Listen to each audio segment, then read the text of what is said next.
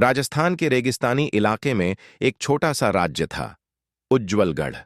वहां के राजा थे चंद्रवीर सिंह, एक बुद्धिमान, पराक्रमी और न्यायप्रिय शासक।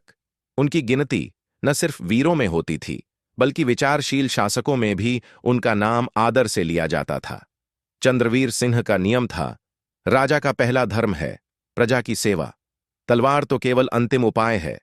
राज्य में शांति थी, खुशहाली थी और लोग उन्हें भगवान का रूप मानते थे।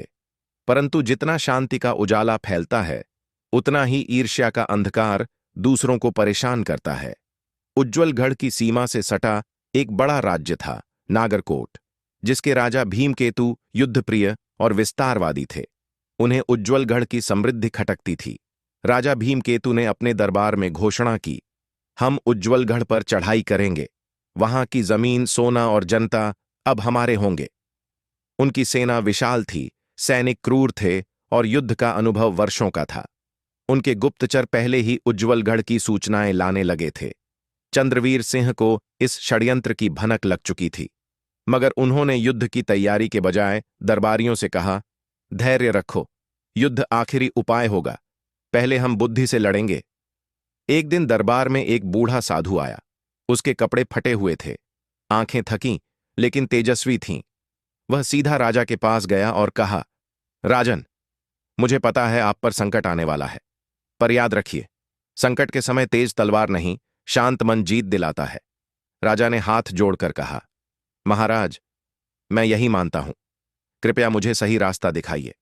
साधु ने मुस्कुराते हुए कहा, तुम्हें अपने शत्रु की सोच को समझना होगा। उसे वहां मारो जहां वह सबसे कमजोर हो, अपने घमंड में। राजा ने उसी समय से योजना बनानी शुरू कर दी। राजा चंद्रवीर सिंह ने 4 जासूसों को नागरकोट भेजा। उनका काम था वहां के बाजारों में यह फैलाना कि उज्ज्वलगढ़ कमजोर है, राजा बुजदिल है और युद्ध में टिक नहीं पाएगा। राजा भीमकेतु को जब यह बातें मिलीं तो वह हंसने लगा। तो वह डर गया है, अब उसे कुचलने में मजा आएगा। इधर चंद्रवीर सिंह ने राज्य के किलों की मरम्मत, सैनिकों की गुप्त ट्रेनिंग और रसद की भरपूर व्यवस्था कर दी। लेकिन बाहरी रूप से सब सामान्य दिखता था। राजा ने अपने ही दरबार में कहा, हम कमजोरी का इल्यूजन दिखाएंगे, यही हमारा पहला वार होगा। एक दिन रात को चंद्रवीर सिंह को खबर मिली, नागरकोट की सेना राज्य की सीमा में प्रवेश कर चुकी है। लेकिन उन्होंने कोई डर नहीं दिखाया। उन्होंने सेना को 3 हिस्सों में बांटा।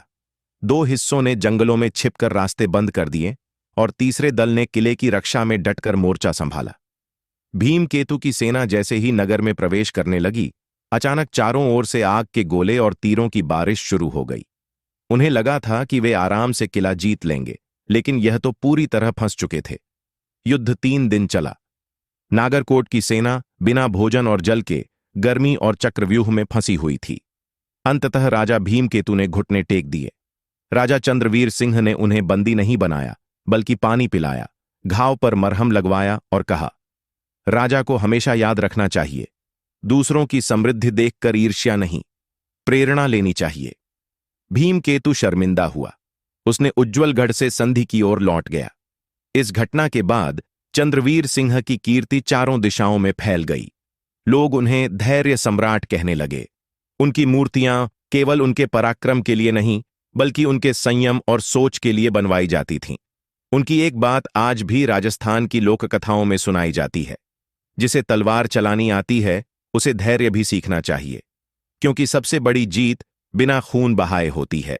और अच्छी कहानियां सुनने के लिए वीडियो को लाइक और चैनल को सब्सक्राइब करें और बेल आइकॉन को दबा दें। Thank you.